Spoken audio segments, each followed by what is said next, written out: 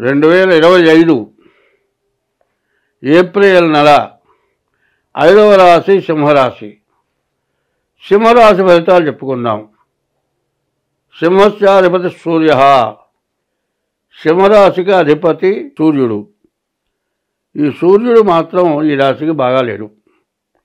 మఘ పుబ్బ ఉత్తర, మఖ 4 పాదాలు, పుబ్బ 4 పాదాలు, ఉత్తర ఒక పాదం కలిసి సింహరాశి అవుతుంది.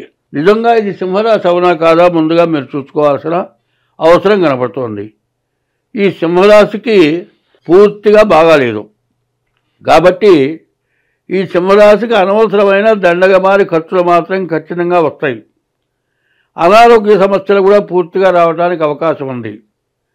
తర్వాత గురువు బాగుండకపోవటాన విద్య కానీ, ఉద్యోగం కానీ, వ్యాపారం కానీ అన్నీ కూడా సమస్యగానే ఉంటాయి. తర్వాత ఎవరైనా ఇతర దేశాల్లో ఉద్యోగానికి వెళ్ళి ఉంటే ఆ ఉద్యోగం పోయి రిటర్న్ రావాల్సిన పరిస్థితులు కూడా ఉంటాయి.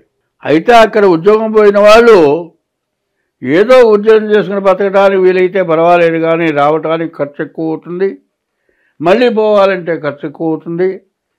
కాబట్టి ఇటువంటి వాళ్ళు ముందుగా మీ జాతకం చూపించుకోవడం చాలా అవసరం.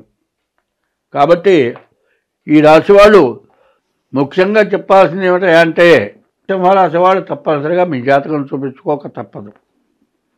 ఎందుకంటే గ్రహాలు పూర్తిగా రకరకాలైన సమస్యలతో ఇబ్బంది పెట్టే లక్షణాలు బాగా ఉన్నాయి. మరి రాహు బాగాలేడు, కేతు బాగాలేడు. ఈ రాహుకేతుల మధ్యలో ఏ గ్రహాలు లేవు. దాన్ని ఏమంటారంటే కాల సర్ప దోషం అంటారు. కాలమే సర్పమై కాటు వేసిందిట. అంటే ఏం జరుగుతుంది అంటే నీవు చేసే పనే సక్రమంగా నువ్వు చేయలేవు. ఇవ్వకూడని వాళ్ళకి డబ్బులు ఇస్తావు, వాళ్ళు ఎగ్గొడతారు. ఇవ్వదగిన వాళ్ళకి డబ్బులు ఇవ్వవు, నీకు వచ్చే ఆదాయం పోతుంది.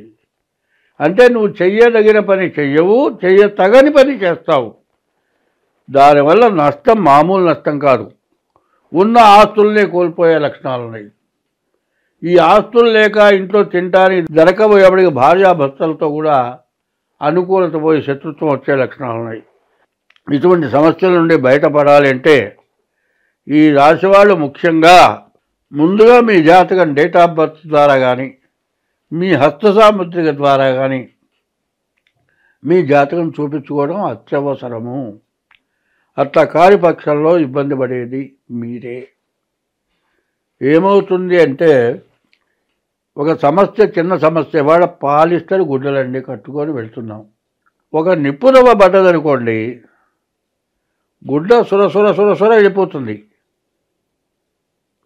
నూలు గుడ్డ అయితే ఇప్పతీసవతల బారేయడానికి వీలవుతుంది.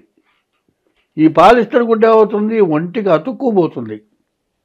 గుడ్డ రాదు, ఒళ్ళు కాలిపోతుంది. మరి ఆ కాటమే కాదు, ఆ గుడ్డ మొత్తం బాగా పేనుకుపోయి అతుక్కుపోతుంది. దానివల్ల అది మానేటప్పటికి ఎంత బాధ అవుతుంది. ఎందుకంటే ఎప్పుడు కూడా ఎట్లా ఉంటుందంటే మామూలుగా అన్నం తినేవాడికి ఎటువంటి ఇబ్బంది లేదు. మామూలుగా తిండి ఖర్చులు అంటే తక్కువే. హాస్పిటల్ ఖర్చులు, రోగాలకు మందులు అనేటప్పటికీ ఖర్చు పెరుగుతుంది. తిండి తినేవాడు ఏం చేస్తాడు, ఏదో వృత్తి చేసుకుంటాడు, వృత్తి ద్వారా ఆదాయం వస్తుంది, ఇబ్బంది లేకుండా ఉంటుంది, ఇంకా కాస్త సంపాదన పెరిగితే మిగులుతుంది. ఇదేమవుతుంది, సంపాదన లేదు, ఖర్చు అధికం. తర్వాత పిల్లలు చదువులాగిపోతాయి, ఖర్చు ఎక్కువైపోతుంది, ఇబ్బందులు అవుతాయి. కాబట్టి ఇట్లాంటి పరిస్థితుల నుండి మీరు బయటపడాలి అనుకునేటట్లయితే మాత్రం ఈ సింహరాశి వాళ్ళు తప్పనిసరిగా మీ జాతకం చూపించుకోవడం చాలా అవసరము. తర్వాత ఈ రాశి వాళ్ళు ప్రతిరోజు కూడా శివాలయానికి వెళ్ళి శివాలయంలో 11 ప్రదక్షిణాలు చేయాలి. తర్వాత నవగ్రహాల గుళ్ళో 9 ప్రదక్షిణాలు చేయాలి. గుళ్ళోకి వెళ్ళేటప్పుడు కాళ్ళు కడుక్కొని గుళ్ళోకి వెళ్ళాలి. నవగ్రహాల గుళ్ళో నుంచి బయటకు వచ్చిన తర్వాత కాళ్ళు కడుక్కోకూడదు. అట్లా కాళ్ళు కనుక కడుక్కున్నట్లయితే మీరు చేసిన ఫలితం పోయి ఎంతో తప్పు చేసినటువంటి పరిస్థితి వచ్చి మీకు గ్రహబాధలు ఇంకా పెరుగుతాయి. కాబట్టి ఎవరైనా సరే నవగ్రహాల గుళ్ళో నుంచి బయటికి వచ్చిన తర్వాత కాళ్ళు కడుక్కోవద్దు. గుళ్ళో దేవుడు దర్శనం చేసుకున్న తర్వాత ఇంటికి వెళ్ళంగానే కూడా కాళ్ళు కడుక్కోవద్దు. ప్రతిరోజు కూడా పత్రం పుష్పం ఫలం తోయమన్నారు. ఓపిక ఉన్నవాళ్ళు కొబ్బరికాయ తీసుకెళ్ళండి, లేని వాళ్ళు కనీసం మారేడు దళాలు తీసుకెళ్ళివ్వండి. మీకు సత్ఫలితం వస్తుంది, మీరు బాగుంటారు. ఈ రాశివాళ్ళు ముందుగా మీ డేట్ ఆఫ్ బర్త్ ద్వారా కానీ మీ హస్త సాముద్రిక ద్వారా కానీ మీ జాతకం చూపించుకొని ఉన్న దోషాలు ఏవో తెలుసుకొని దానికి పరిహారం చేసుకుంటే మీరు నష్టపడకుండా బాగుపడతారు. ఇప్పుడు 24, 25, 26 సంవత్సరాలు పాపగ్రహాలు ఎక్కువగా ఉండటం చేత రాజ్య పరిపాలకులకు, ప్రజలకు, ప్రతి జీవరాశికి వాతావరణం వల్ల కానీ, తర్వాత ఒకళ్ళకొకళ్ళకి సత్సంబంధాలు లేకపోవటం వల్ల కానీ సమస్యలు, అనారోగ్యాలు, అధిక వర్షపాతం, మరి రకరకాలైన వాయు కాలుష్యం, తర్వాత నీటి కాలుష్యం, ఇట్లాంటి సమస్యల వల్ల రకరకాలైన వ్యాధులు వస్తున్నాయి. ఎట్లా అంటే పాపగ్రహాల బలం ఎక్కువగా ఉంది. దానివల్ల రాజ్య పరిపాలకులకు కూడా ఒకళ్ళకొకళ్ళు పట్టలేరు. మరి రాజ్య పరిపాలకులు వాళ్ళలో వాళ్ళు గొడవలు పడటం తప్పితే ప్రజలకి అవసరం ఏమిటని చూడగలిగినటువంటి పరిస్థితుల్లో వాళ్ళు లేకుండా పోయినారు. వాళ్ళ తప్పు అని నేను అంటలేదు. అంటే గ్రహస్థితి నవనాయకుల్లో గ్రహాలు కొన్ని బాగుండకపోవటం వల్ల ఇటువంటి సమస్యలు అధికంగా వస్తూ ఉన్నాయి.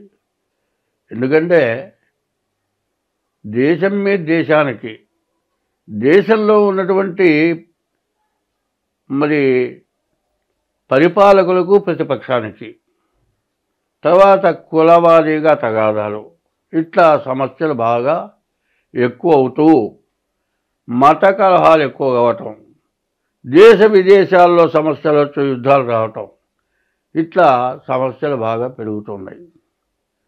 ఇట్లాంటి సమస్యల్లో మతాల్లో కల్లా హిందూ మతం అనాది మతం అని చెప్పింది. ఈ అనాది మతం అంటే ఎవరు సృష్టించింది కాదు అని అర్థం. అనాది అనగా మొదటి నుంచి ఉన్నటువంటిది, ఎవరు తీసుకొచ్చి పెట్టింది కాదు. దీంట్లో నుంచి ధర్మశాస్త్రంలో నుంచి కూడా కొంత భాగం న్యాయశాస్త్రం తీసుకొని పరిపాలన జరుగుతుంది. కానీ పరిస్థితుల ప్రభావాన్ని మనం అర్థం చేసుకోవాల్సిన అవసరం చాలా ఉంది.